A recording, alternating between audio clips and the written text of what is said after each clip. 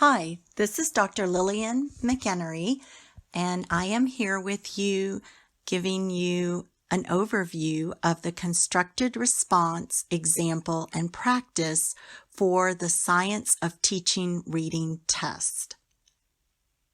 The PowerPoint is meant to be self-paced.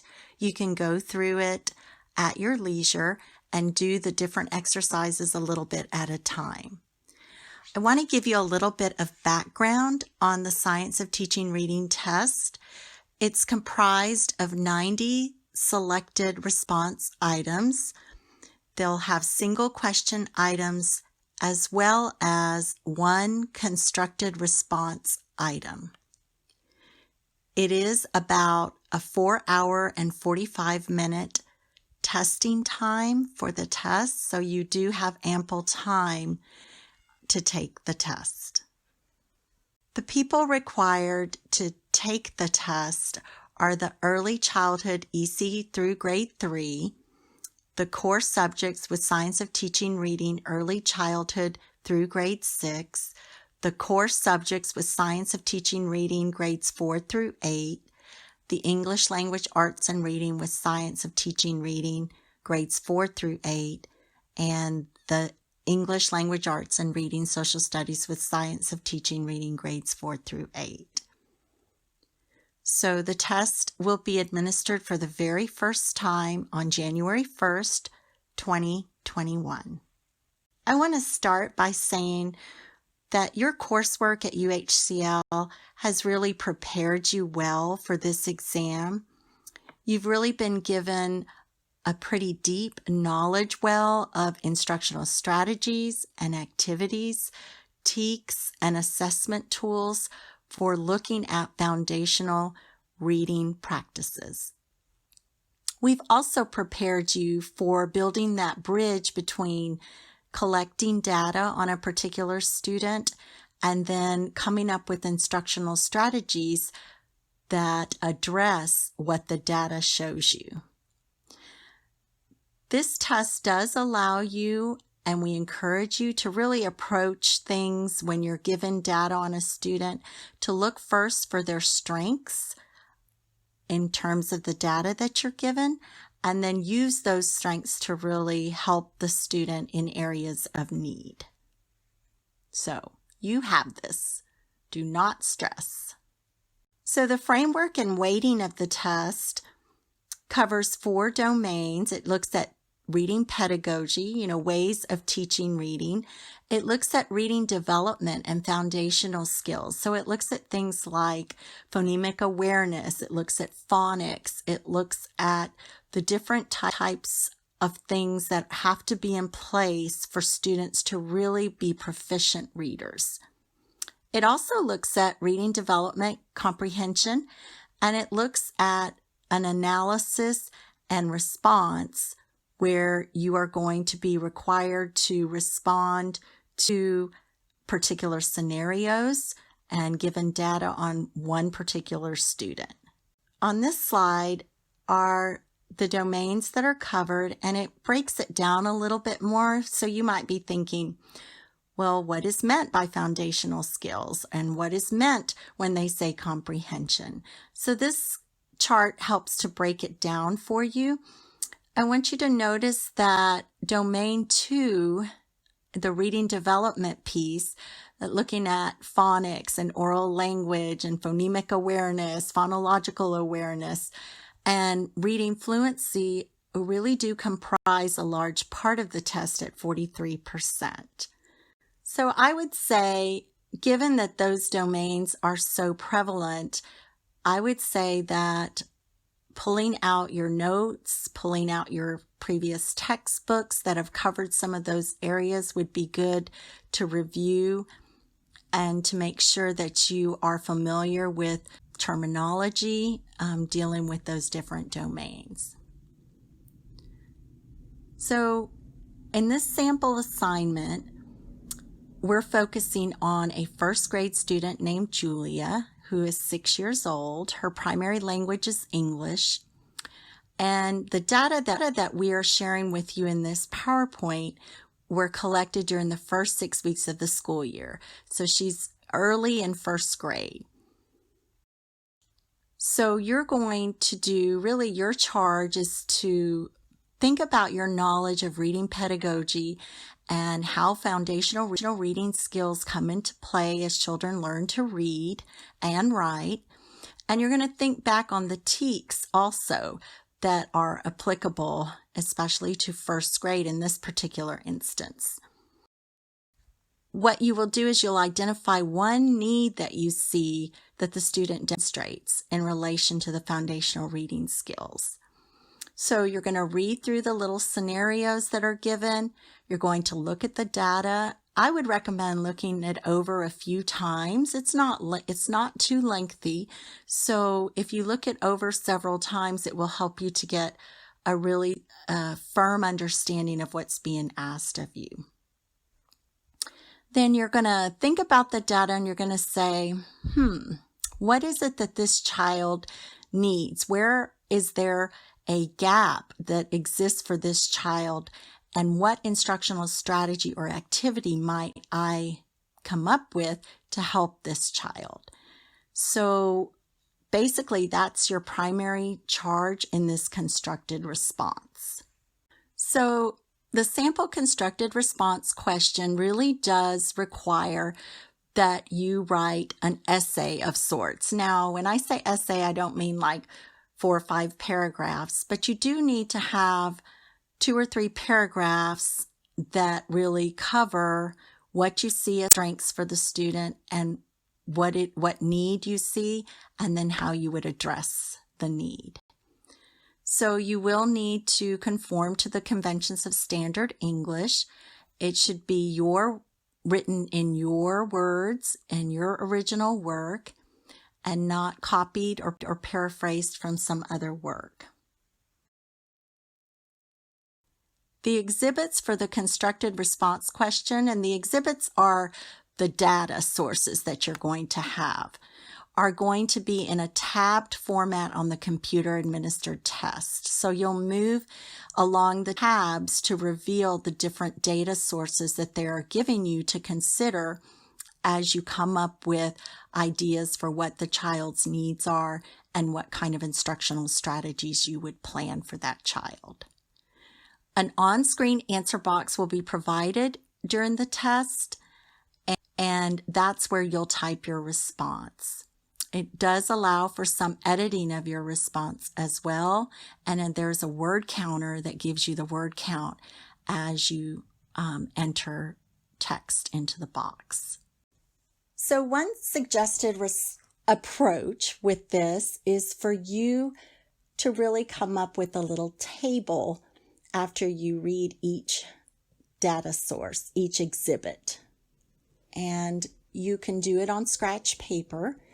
And what you're going to do is you're going to number the exhibit and then read over it a couple of times, find out what the student's strengths are as you read over it, and then identify one need that the student has based on that data or exhibit. And then you'll come up with one idea for what kind of instructional recommendations you would have, and then you would come up in general the TExES that would be addressed.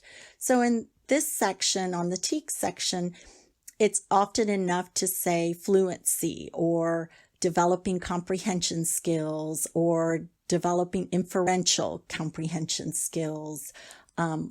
So you can be very general in that particular area. You don't have to know the number or, the Roman numeral that goes beside it. Just being general is fine. So we've come up with, in this PowerPoint, taking you through several exhibits or data sources. You're going to look at a reader response. You're going to look at a word analysis.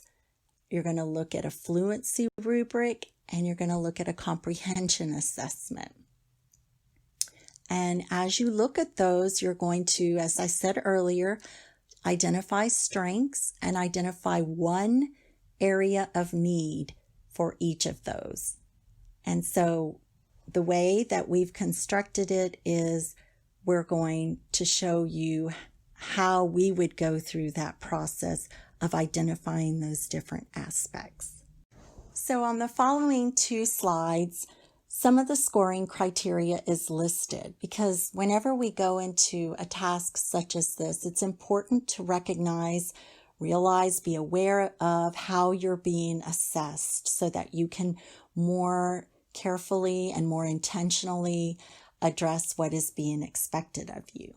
So in this first rubric, you can see that they're looking at performance characteristics. So they're looking at whether you've completed the task, whether you've responded to each piece that they are asking of you, that you've applied content in your answer so that you've addressed the TExES, so that you've actually named something that the student has as a gap in his or her learning. And then the kind of support that you provide in your answer is also important. You can see that a 4 really is going to ask you for fully addressing all parts of the assignment, that you haven't left a certain piece off, that you have an application of the relevant content knowledge and skills, and that you have some evidence, strong evidence, when you make a statement about something and you describe how the instructional strategy might work. So I'm an optimist, so we're only going to go over 4s because I predict that all of you are going to do really well on this part of the test especially. So as you're working along with this PowerPoint, you're going to need just some paper and pen and pencil. It would help to have your TExES vertical alignment chart with you. And then the exhibits 1, 2, 3, and 4 are being provided for you within the PowerPoint. If I were you, one thing I would do is really memorize these TExES strands, because if all else fails, you can think back to one of these and include that in the TExES column. So here I have an example of a chart that you might do. You'll do this 4 times because you have 4 pieces of data that are going to be presented to you. So one of the first things I would do if I were you is before writing, before attempting your response, I would read the directions over several times and then look back over your charts and jot down notes according to the different pieces of data that you are provided. Remember that you want to identify one significant need that the student demonstrates related to foundational reading skills. So you may have a piece that has 2 or 3 needs exemplified. Be careful to just choose one. You're only being asked to choose one in the test. So that will allow you to really hone in on that and give specific evidence on that. Okay, so let's practice with one of them.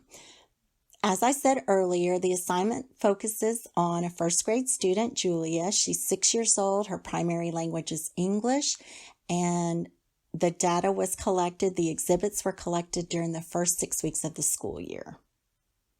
So in preparation for answering the prompt, I would think back over things you've learned in terms of study skills in general. So you might want to underline key things that you need to focus on, make notes to yourself, make your chart, and then make sure that you've looked at all of the different exhibits before you start. So you're going to want to create and fill out a chart for each of the exhibits. You can do it on scratch paper, and you could even practice writing a response of your own as you move through this PowerPoint. So in Exhibit 1, this is a reader response. So this is a piece of data. It's Exhibit 1. It's called a reader response, and the teacher administered it to the whole class, and the teacher read the kids a book called What Readers Can Do, and Then at the end of the read aloud, she asked them to write down 3 things that readers can do. And so here you see what Julia responded with. So you would fill out your chart. So the exhibit number would be 1. You would look at student strengths. What one need do you see? And one strategy that would go under instructional recommendations, and a TEK that would align with that. So here's an example of my exhibit 1. And so some strengths would be that she understands capital letters. She understands the notion of complete sentences. She practices consistent end punctuation. And one need that she has is the medial vowels. So in the word reader, she did not represent the long E with the EA.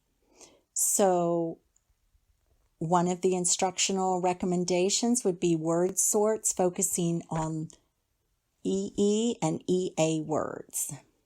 And the TEKs are spelling words using sound spelling patterns. So this is your brainstorm chart.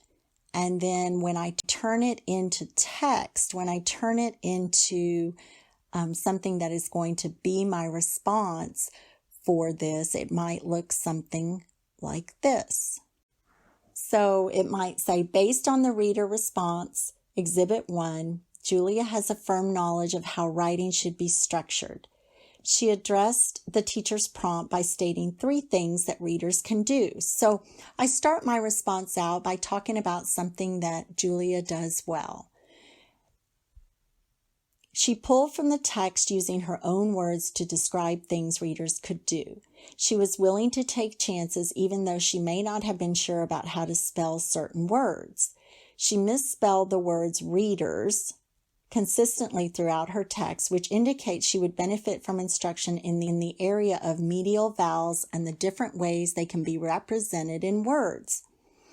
Also misspelled in her piece was the word queen, which Julia spelled as Quween. This is another example of the aforementioned point about medial vowels and different ways they can be represented in words. An instructional strategy that would benefit Julia would be the use of word sorts, where she sorts words with words that have representations of the long E sound in 2 different ways. So you could have words that have the double E or the EA. And I give you some examples there. So when you're talking about the instructional strategy, I could have just said, well, I would just have her do word sorts. But that's really not specific enough. You want to be much more specific. And so I gave even examples of words that might be used in an activity called a word sort. So Exhibit 2 is the word list. And in this assessment, the teacher did work one-on-one with students, and she showed Julia the words one at a time and asked her to pronounce each word. So that means she used flashcards to show Julia. And she made a record of the student's performance by using check marks to indicate words that the student read accurately, and providing the phonetic spelling or transcription to record any words that were miscued on. The assessment was timed, and the student had to respond within 3 seconds. So you would make your chart based on Exhibit 2 and talk about Julia's strengths, one need that she has, and one instructional recommendation that you have for her based on that need. So for Exhibit 2, the word list, I see that Julia knows beginning sounds of words she encounters in her reading, and some of her miscues retain meaning. She does drop off inflectional endings such as the S. So an instructional recommendation might be to tape Julia while she is reading a short paragraph and then have her listen to the tape and point out any times where her tape recorded reading does not match the written text. So the idea here is that perhaps Julia is rushing through text and not really reading the words carefully. Having a tape recorded or audio of what she's done will help her to make sure that she's matching the text with what she's saying. And the TExES there are inflectional endings. So to address Exhibit 2, I might comment on the following. Based on the word list, Exhibit 2, Julia was successful at identifying the beginning sound in all of the words she read out to the teacher. One of the miscues indicates that she does attempt to retain meaning, as when she said dad for daddy. She dropped off the dy on daddy in much the same way that she dropped off the inflectional endings of ed on wanted and the s on bikes.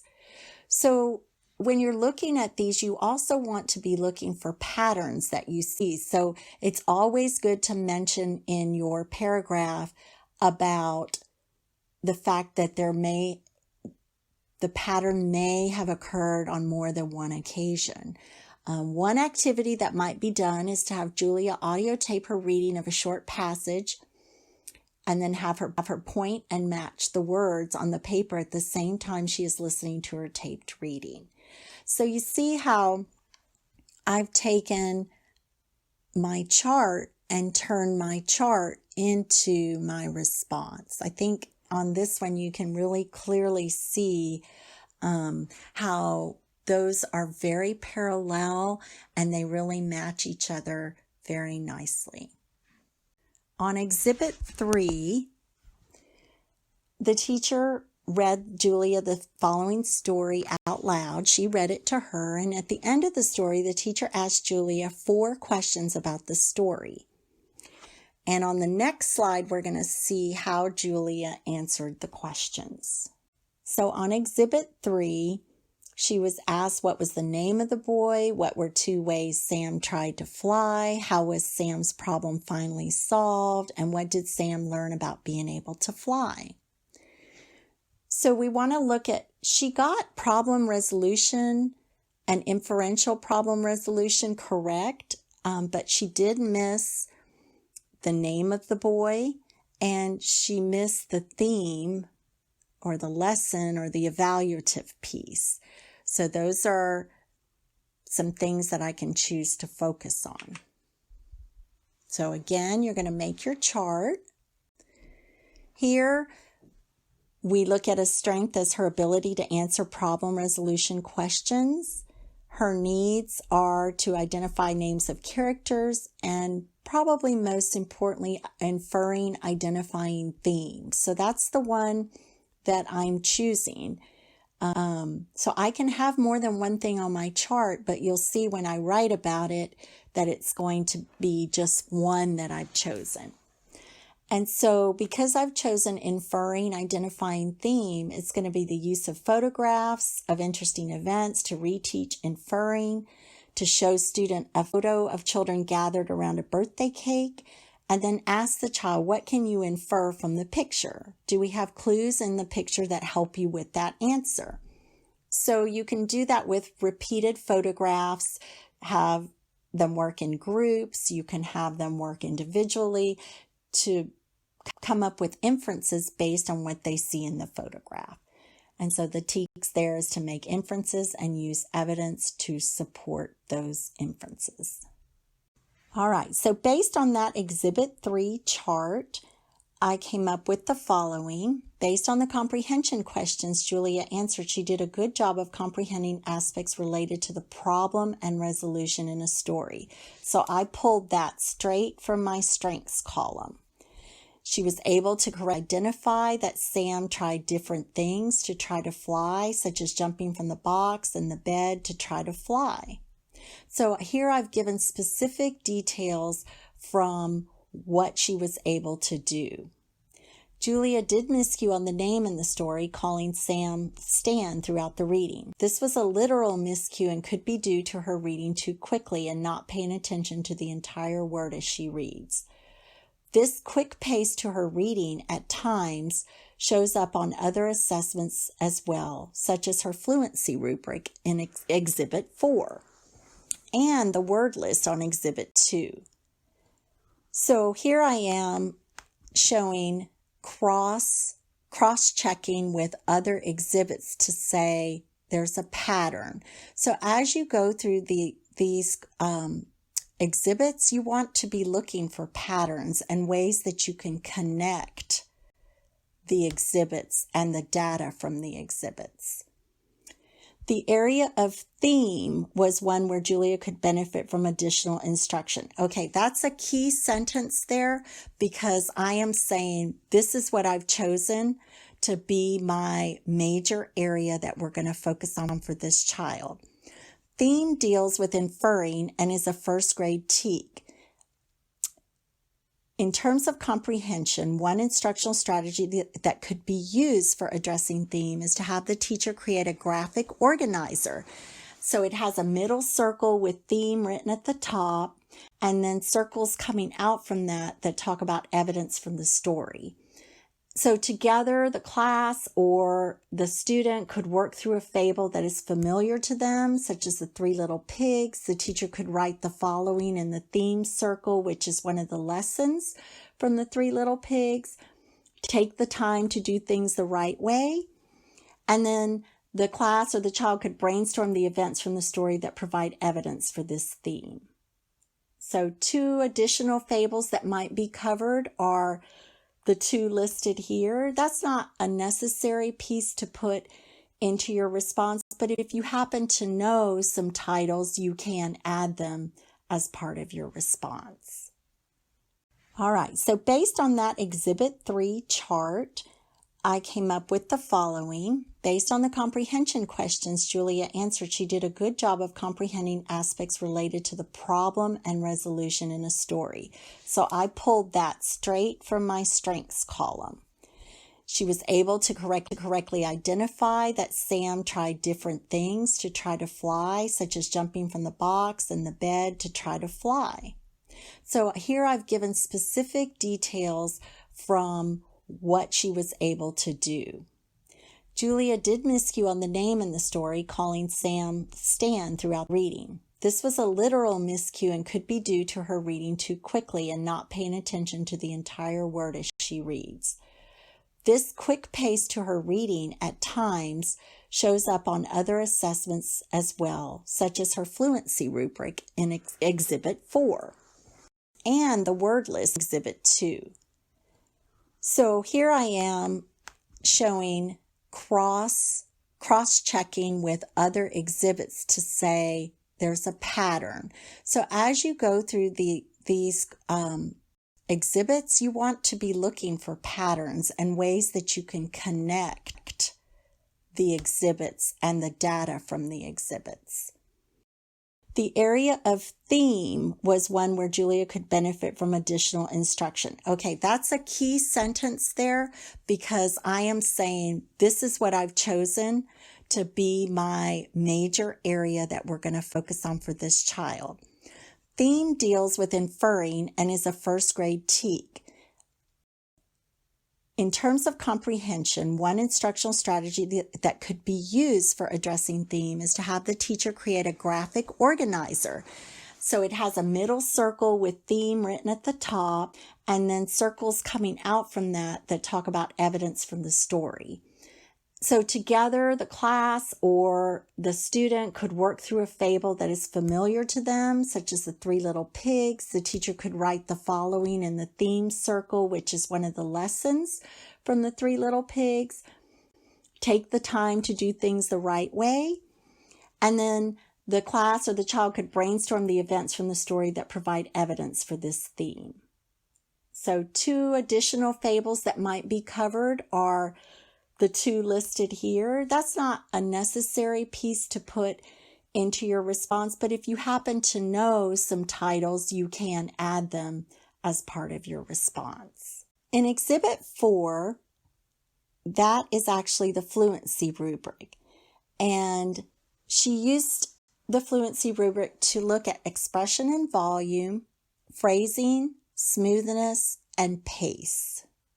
So you see here how she scored. She scored mainly 2s, so she reads pretty quietly.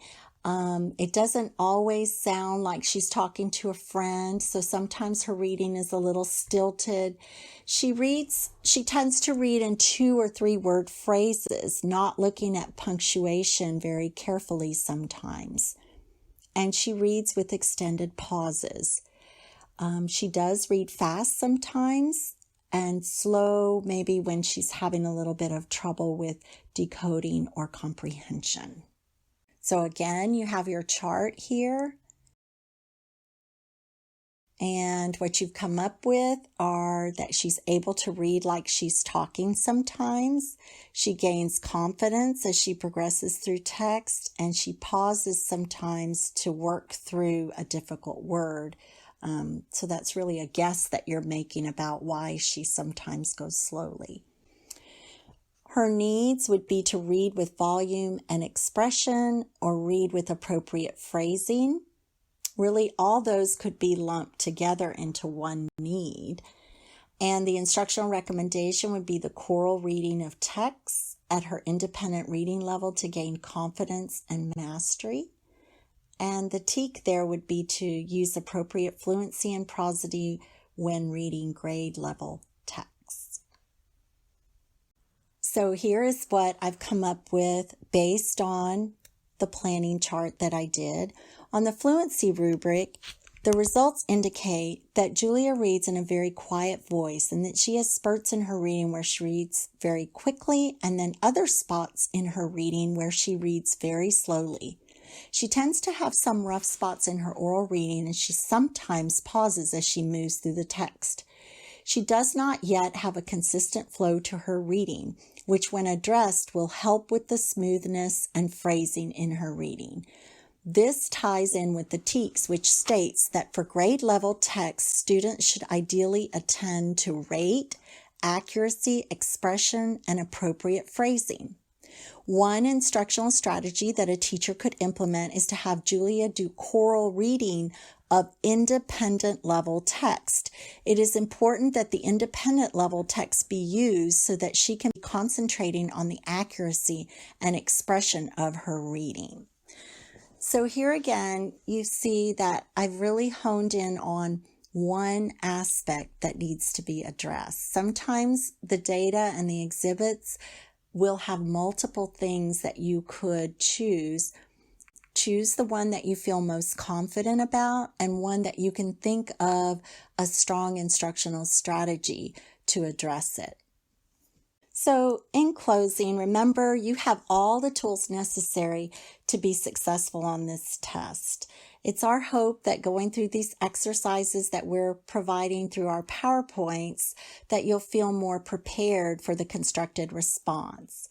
On the day of the exam, you've got this. You just need to take a deep breath, carefully map out your possible responses, check over your work, maximize your tools of writing skills, and envision yourself walking across the stage, graduating, and setting up your first classroom. Thanks for being with us today.